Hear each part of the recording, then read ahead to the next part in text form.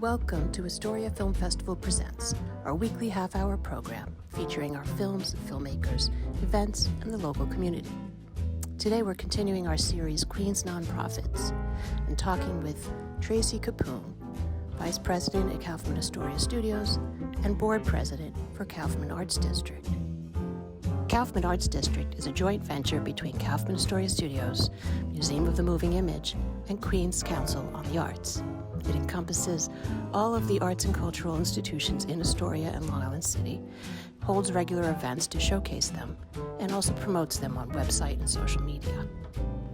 Promotional funding for Astoria Film Festival Presents, Queens Nonprofits, was provided by a grant from the NYC Company Foundation and the Queensborough President's Office of Cultural Affairs. Thank you, Tracy Capoon, for being with me today. I would love to hear more about Kaufman Arts District and how it got started.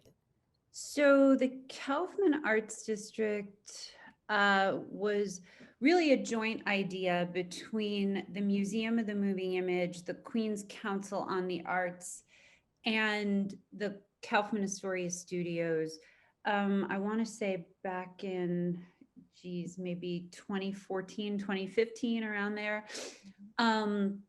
We were talking about how our section of Astoria is kind of a neighborhood within a neighborhood, right?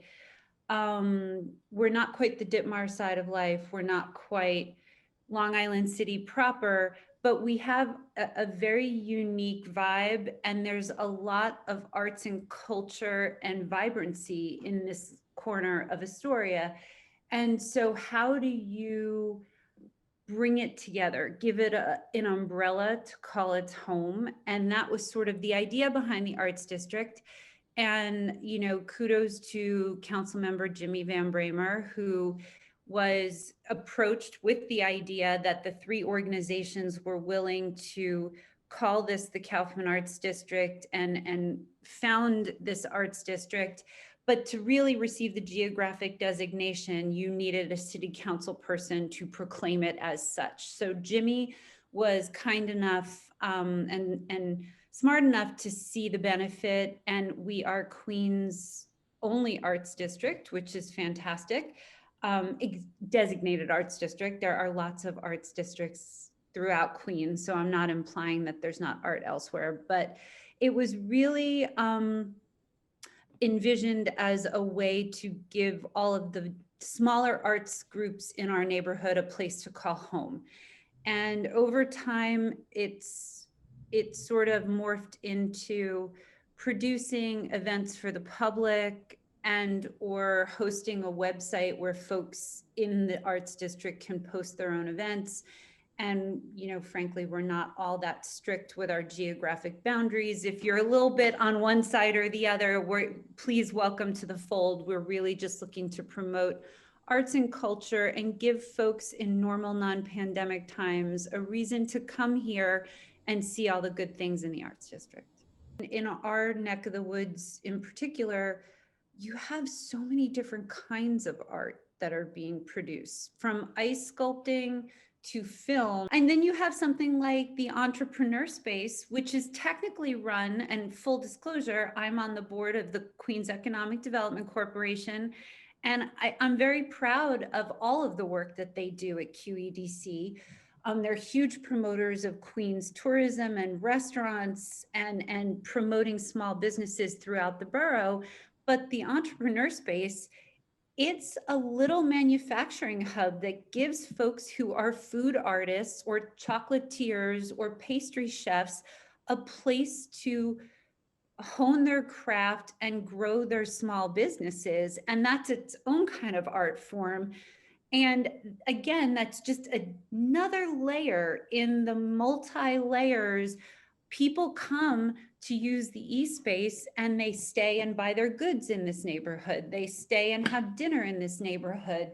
They start selling their wares to the local restaurants, and it becomes this symbiotic ecosystem that benefits the full neighborhood. So I think there's a lot to be gained by recognizing how everyone can work together.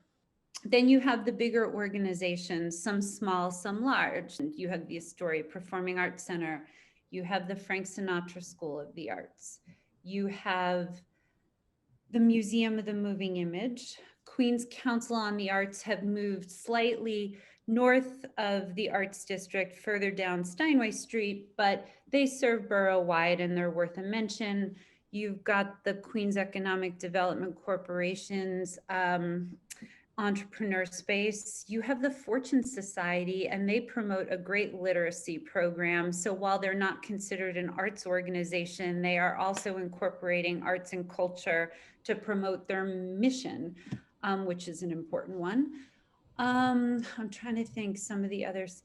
You know, there was right around the corner, there's a little place called Energia that is a recording studio. So, and then you have the guys who own Energia are also street artists. So they do a whole range of street art. If you walk up 37th Street between 36th Avenue and 34th Avenue, you'll see quite a bit of street art if you look up.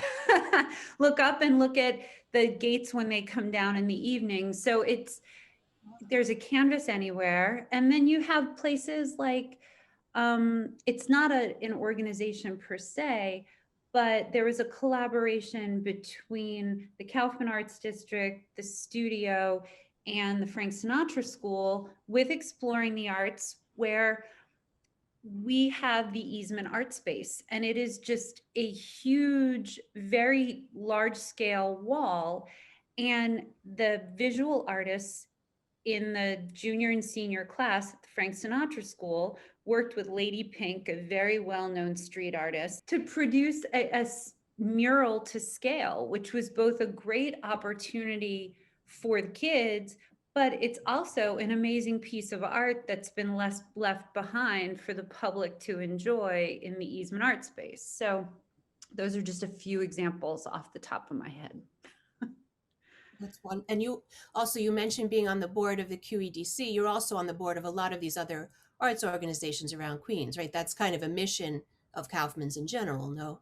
Yes. So further afield, I serve on the board of the Queens Theater. I have for many years, and they are out in Flushing Meadow, Corona Park, but also a tremendous organization, and near and dear to my heart. Their current executive director, Terrence Sacramone, previously ran APAC in the Kaufman Arts District. So, any relation to Saks Pizza? Yes, she's married to Saks Pizza. Everyone knows everybody. It's Queens. But the Queens Theater is a fantastic institution. I urge people to check it out because, again, they are promoting a very unique level of programming, not just diversity in the obvious way people think about it, race, but they're also doing a lot with a program called Theater for All, which promotes theater for folks with different levels of handicap and disability. And likewise, we're not on their board, but Theater Development Fund, their costume collection is at the studio, and they also have tremendous programming in Broadway theaters.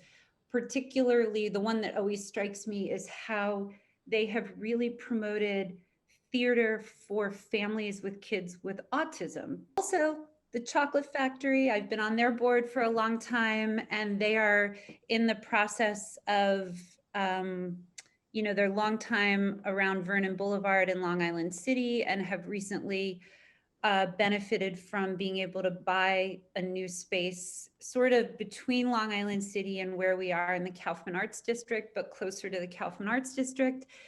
And, they're going to embark on a capital campaign to really retrofit that space.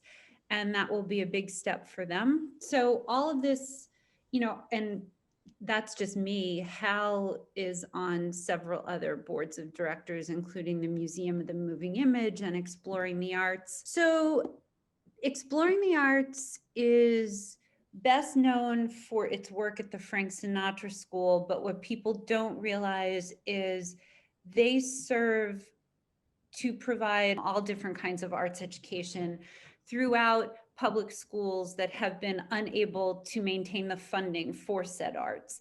So I want to say they're in 22 or 23 schools, public schools in New York City throughout the 5 boroughs.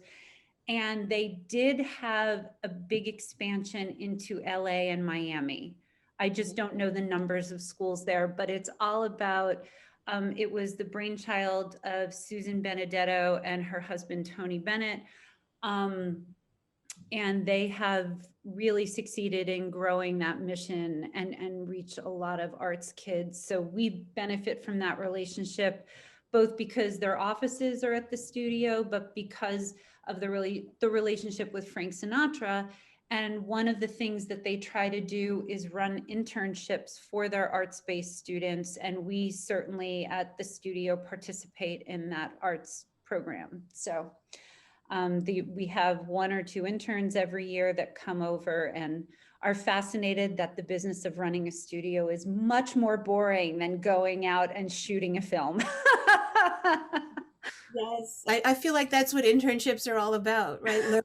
Learning that, you know, you might as well get your master's because it's not going to get much better.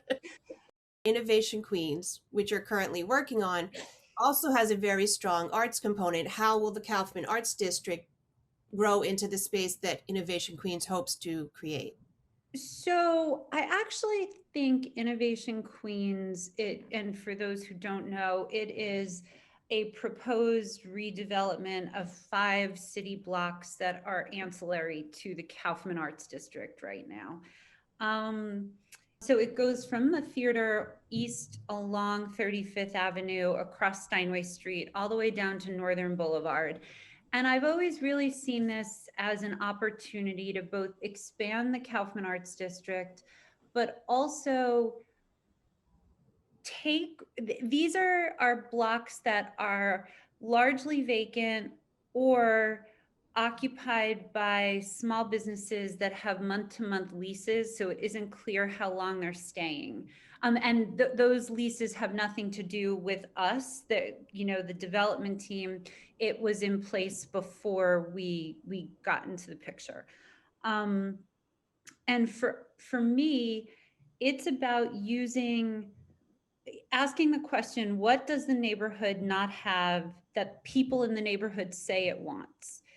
And over the past couple of years, we've asked that question an awful lot, and we've gotten consistent answers back. And the consistent answers from the general public are also consistent with what the community board said its priorities are. And for me, where it comes out is people really want to see more open space. Our closest open space that has any proper green space is really down by Astoria Park, and that's that's over a mile away. So that's not someplace you're just going to roll out and have your coffee in the morning. So there's open space concerns. I think there's also a misconception that, if we build some density here with more residential units, I think there's an opportunity to provide a lot of affordable housing. I think there's an opportunity to build a decent amount of office space because people want to live, work, and play in the same area. And I think the way Innovation Queens has thought about its proposal, and we're going through the public review process. So we're very early in that, and you will be seeing and hearing about this probably for 2 years. but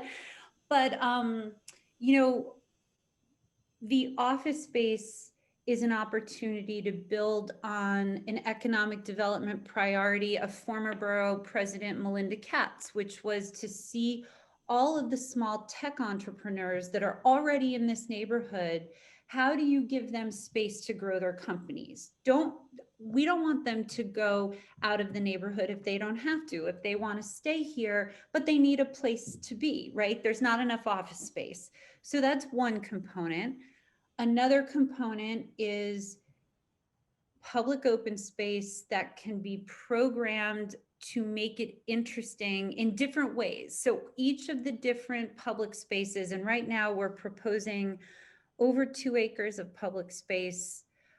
We're talking to the LGBT network, who are currently, they just recently moved executive offices into the studio, but they have a community center, and in non-pandemic times, the community center serves to not just provide a base for the LGBTQ community, it's also to provide a base for programs for the community at large. One of the things we're talking to the Museum of the Moving Image about is expanding their footprint by providing a digital gallery space in Innovation Queens that they would curate. And, you know, the digital medium is super interactive, and it would just give them a new level for all the education programming they do. And then slightly different, but related, again, going back to the layers, if you work with Jacob Reese, they do a ton of after-school programs. They do a ton of English as a second language programs. They do STEM. How do you make space for that group here? So I just think, and there's space where you can have a plaza where everybody can sit and have lunch during a workday, but at night you could sit there and watch a film being projected on the wall of one of the buildings. So I think it's really reimagining the public realm for outdoor activity that is multi-purpose and multi-dimensional. Arts and community groups are front and center, and it's really built around the physical component of the open space and how you use the street level spaces or the street level and second floor spaces to house arts, community groups, or the local businesses that create the foot traffic. When you think of a small business, people immediately think about a cocktail lounge, a wine bar, but it's also the local owned businesses that are the bike shop, the barber shop. You know, somebody asked me the other day, would you put a bank in here? People don't like hearing that you need a bank, but guess what? The nearest bank is like a long couple of blocks away. If we could get a bank with an ATM, like a reputable ATM that you're not worried about using, that is not a bad thing. And I think in light of the pandemic, it's also leaving space for healthcare, wellness facilities, urgent cares. And those are all specialty zoning uses. And it's, you know, that's one of the things I think all, you know, people who don't study our Byzantine zoning code don't understand. Sometimes you're trying to squeeze what makes sense into existing policy and regulations, and you just can't make it fit. And so we're trying very hard to make what we think is going to be really not just workable here, but when I say it has to be successful, it's only successful if whatever is built is enjoyed by the existing neighborhood and useful for the future neighborhood. Otherwise, it's not really successful. For those who want to see the plans in visual, we do have the innovationqns.com website where folks can leave comments. We try to address it. No, this was lovely. Thank you for thinking of us. Always, truly. Thank you for talking to me. Thank you for sharing with me. And I'm excited about it. Like, I really hope it gets through all of the red tape because I want to see it happen. So thank you.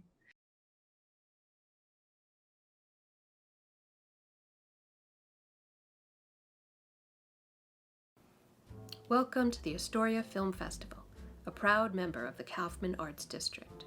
Our festival is usually held in the Zucker Theater, and one of our top awards, given to a film that focuses on social justice, is called the Zucker. Adolf Zucker was the founder of Astoria Studios and one of the founders of the American film industry. The American film industry had its start here, in Astoria. Over 100 films were produced in Astoria in the 1920s, and Zucker was also one of the first studio heads to include sound in studios, causing Astoria to be a leader in the creation of talkies as well. In 1933, Zucker renamed his company Paramount Pictures and moved everything out to Hollywood because of better weather, cheaper land, and lower taxes. In 1942, the U.S. Army took over the studios to create training and propaganda films. For nearly 30 years until 1970, the U.S. Army Signal Corps Army Pictorial Service produced hundreds of short and feature-length films that taught everything from throwing grenades to avoiding foxholes. Six-time Academy Award-winning filmmaker and Colonel Frank Capra of It's a Wonderful Life fame came to the studio during World War II to teach the soldiers stationed here how to set up cameras and frame shots. One of those soldiers was Stan Lee.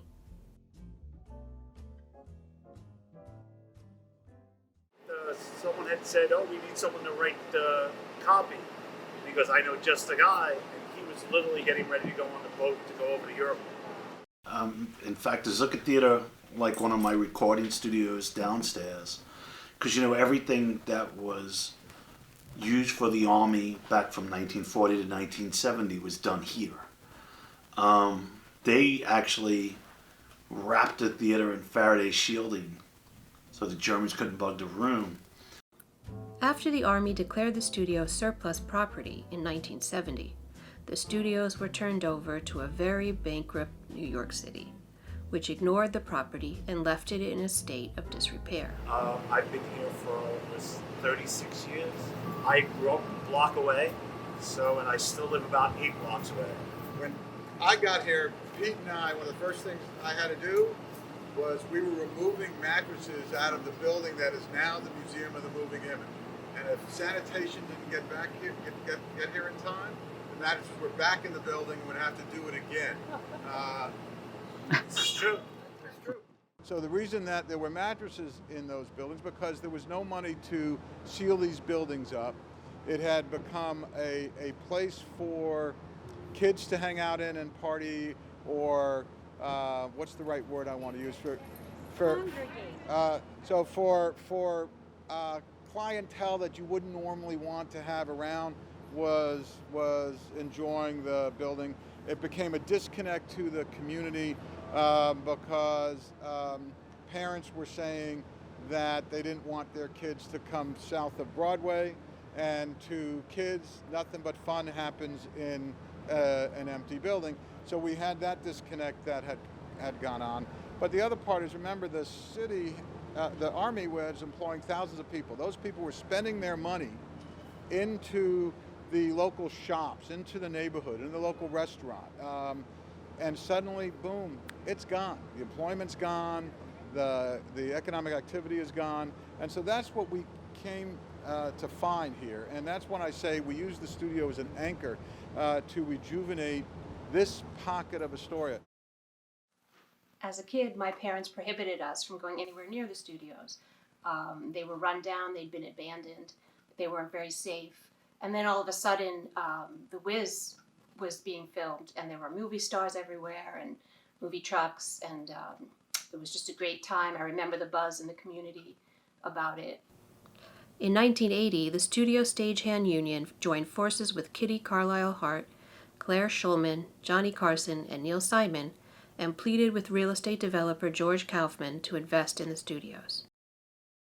Part of the deal with Kaufman, I'm sure Tracy's talking this, was the public federal government couldn't give it away. LaGuardia was thinking about taking it, and it was a mess.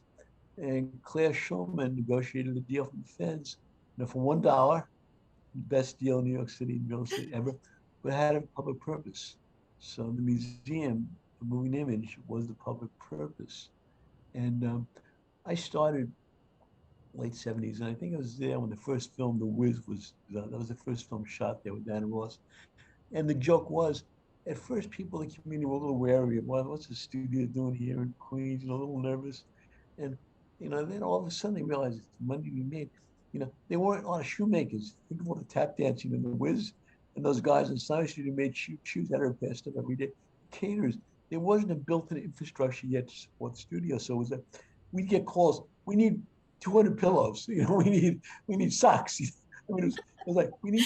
No one knew where to call because there was no infrastructure built into the community. Other things like we need a traffic light on the corner there because we have more trucks now than ever before. And George Kaufman really had a vision, and Claire was part of that, and the museum was part of that too. And over the years, Shelley Sloan was the first director of the museum, and Shelley too was tough as anything. She really got it done. George was tough. They sometimes, had loggerheads once in a while there, but I think there was a mutual respect for their ability to get things done.